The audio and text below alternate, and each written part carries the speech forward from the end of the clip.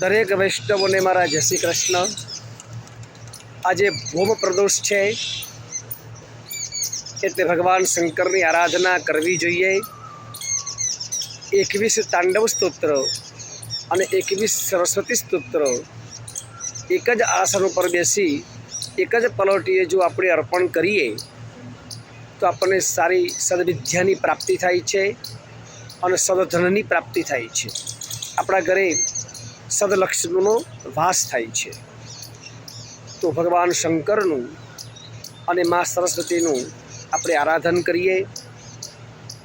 વંદે દેવ ઉમાપતિમ સુરગુરુમ વંદે જગત કારણમ વંદે પન્નગભૂષણમ મૃગધરમ વંદે પશૂનાં પતિ વંદે સૂર્ય શશાંક વહનિનયનમ વંદે મુકુંદ પ્રિયમ વંદે ભક્તજનાશ્રયમ ચ વરદમ વંદે શિવમ શંકરમ।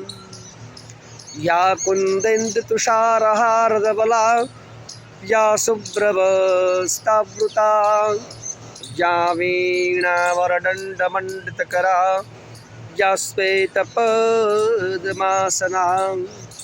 या ब्रह्माच्युतशंकर प्रभृतिभिर्देवैः सदा वन्दिता सा मां पातु सरस्वती भगवती निशेषजाड्यापहा। बोलो श्री सरस्वती माता की जय।